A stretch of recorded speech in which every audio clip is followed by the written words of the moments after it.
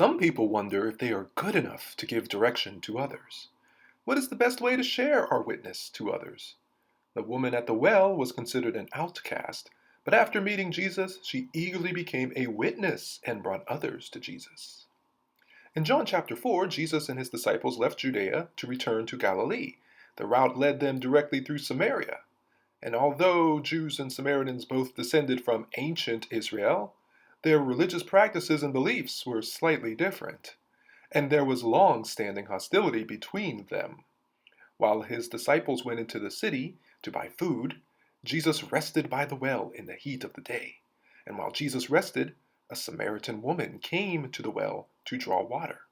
And due to the social customs, the woman did not expect Jesus to speak to her. And this brings us to our key verse for today, which reads, "Many Samaritans from the village believed in Jesus because the woman had said, 'He told me everything I ever did.'"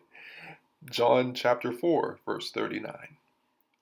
While the Jews and the Samaritans both worshiped the same God, their understanding of the Word of God was very different. When the woman explained her view, which was the Samaritan view of the Messiah, Jesus confessed to be the Christ, the very one she had anticipated. It was rare for a Jewish teacher to engage a woman in public discourse. Furthermore, the chasm between the Jews and the Samaritans meant that Jews saw the Samaritans as unclean. It was a violation of Jewish laws of purification to eat or drink anything belonging to or coming from the Samaritans. Therefore, when the disciples returned, they marveled or wondered why he was having a conversation with the Samaritan woman. It was clear that this stranger who knew all about this Samaritan woman's past was not just an ordinary man, he was an extraordinary man. The declared Messiah who had such a profound impact on her that she did not hesitate to tell the men of the town all about him.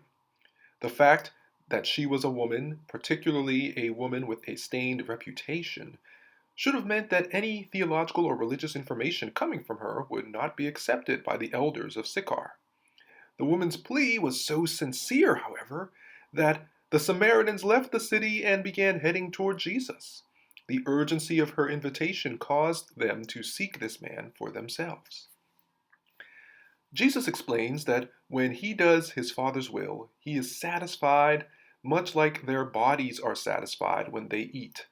In this case, his meat had been leading the woman to an understanding of who he was through his revelation of her life. Furthermore, his intention was for his word to reach the Samaritans, and he was satisfied because he was doing the work of his Father. He went on to explain about the food he had to eat. Jesus made a bold statement to say he was being fed by doing what his Father told him to do. The Samaritans of the city of Sychar heeded the woman's experience. Jesus had talked to her. He knew all about her sin, her lies, and her secrets, yet he continued to talk to her. The men of the town recognized that Jesus ministered to her, knowing her past, causing her to realize him to be the Messiah, the one whom they hoped to see. They saw and believed for themselves. Here's our lesson. Globally, ethnic and cultural groups struggle to relate to each other. Cultural misunderstandings can lead to violence, including the abuse of women and children. This passage points us to an alternative model for living. It encourages us to build relationships even when cultural norms discourage us from doing so. It reminds us that as followers of Jesus Christ, we can model Christ's sacrificial love, grace, and mercy to everyone we meet.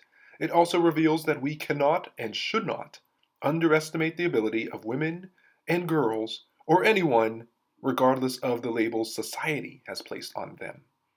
The Samaritans believed because of the woman's testimony.